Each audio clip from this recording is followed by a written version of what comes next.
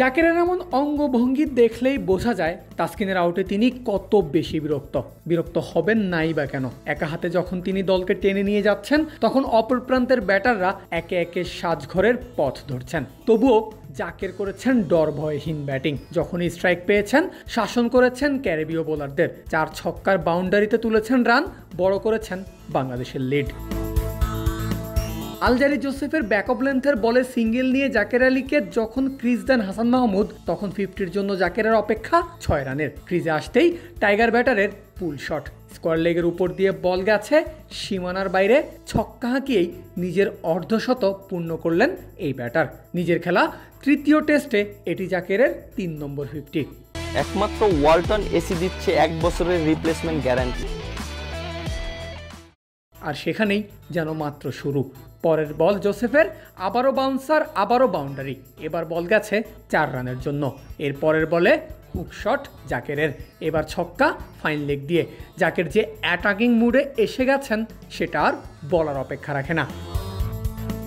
পরের ওভারে বল হাতে কেমার রোচ, আউটসাইড লেগের লেন্থ ডেলিভারি ডাউন দ্য ট্র্যাকে এসে জাকের বল উড়িয়েছেন লং অনে। সীমানা পেরিয়ে এই বল গিয়ে পড়েছে গ্যালারিতে।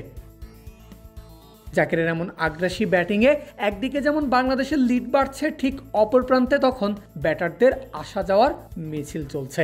এর মধ্যে সবচেয়ে বড় আফসোসটা মমিনুল হকের উইকেটে নিশ্চয়ই। আজ 8-এ নেমেছেন ব্যাটিংয়ে, ফিরে গেছেন রানের খাতা না খুলেই। এর আগে জামাইকা টেস্টের 4 নম্বর দিনের শুরুতে টাইগারদের 6ষ্ঠ উইকেটের জুটি ভেঙেছেন আলজারি জোসেফ। দারুণ এক বাউন্সারে পরাস্ত হয়ে ক্যাচ তুলে দেন তাইজুল ইসলাম, থামে তার 50 বলের প্রতিরোধ। মমিনুলের পর বিদায় নেন হাসান মাহমুদ। কেমার রোচের বল ক্যাচ তুলে দিয়েছেন প্রথম স্লিপে, ফলে 243 রানে 8 নম্বর উইকেট হারায় বাংলাদেশ। এরপর জাকেরকে সঙ্গ দিতে পারেননি তাসকিন আহমেদও, তিনিও হয়েছেন রোচের শিকার। শেষে জাকেরের একার লড়াই থেমেছে 91 রানে গিয়ে। 106 বলের ইনিংসে এই টাইগার ব্যাটার হাঁকিয়েছেন 8টা 4 আর 5টা ছক্কা।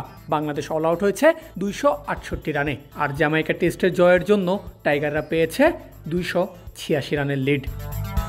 পারভেজ আল হাসান, ক্রিক ফ্রেন্জি।